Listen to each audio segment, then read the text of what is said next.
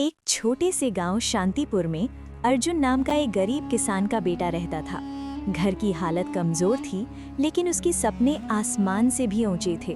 बेटा अर्जुन, याद रखना, मेहनत कभी बेकार नहीं जाती। अर्जुन रोज सुबह जल्दी उठता, पिता के साथ खेत जाता और फिर स्कूल के लिए पैदल निकल पड़ता। उसके पास पुराना बैग और फटी किताबें थीं। काश मेरे पास भी नए कपड़े और साइकिल होती। स्कूल में अमीर बच्चे उसका मजाक उड़ाते थे। देखो, फिर वही पुराना बैग लेकर आ गया। अर्जुन चुप रहता, लेकिन उसके दिल में आग जलती रहती थी, कुछ बनकर दिखाने की आग। एक दिन मैं सबको जवाब दूंगा, अपनी सफलता से। कुछ महीनों बाद परीक्षा का परिणाम घोषित होने वाला था। पूरी कक्षा में सन्नाटा था। इस बार प्रथम स्थान अर्जुन ने प्राप्त किया है। पूरी कक्षा तालियों से गूंज उठी। अर्जुन की आंखों में आंसू आ गए। वाह अर्जुन, तू तो छा गया। घर पहुंचते ही अर्जुन ने खुशी-खुशी अपने माता-पिता को बताया, बाबा, मैं पहले नंबर पर आया हूँ। मुझे पता था बेटा, तू जरूर कुछ बड़ा करेगा। देखा, मेहनत रंग लाई ना। समय बीतता गया। अर्जुन अब शहर जाकर पढ़ना चाहता था, लेकिन घर में पैसे नहीं थे।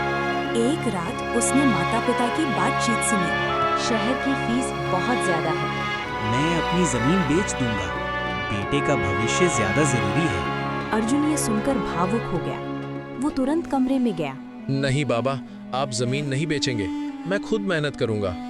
लेकिन बेटा, मेरा भविष्य आपकी जमीन से नहीं, मेरी मेहनत से बनेगा। अगले दिन से अर्जुन ने बच्चों को ट्यूशन पढ़ाना शुरू कर दिया। दिन में खेत, शाम को ट्यूशन और रात में पढ़ाई। अरे अर्जुन, इतना पढ़कर क्या कलेक्टर बनेगा? क्यों नहीं चाचा, सपना देखना गलत नहीं ने। कुछ साल बाद अर्जुन शहर के कॉलेज में पहुंचा। वहां सब कुछ नया था। उसकी अंग्रेजी कमजोर थी और कुछ छात्र उसका मजाक उड़ाते थे। गांव से आया है, इसलिए ऐसे बोलता है। क्या मैं सच में इस जगह के लायक नहीं हूँ? अचानक उसे माँ की आवाज याद आई। बेटा अर्जुन, याद रखना, मेहनत कभी बेकार नहीं जाती। अर्जुन ने ठान लिया, वो हार नहीं मानेगा। मैं सीखने आया हूँ, हारने नहीं। उसने दिन रात अभ्यास किया।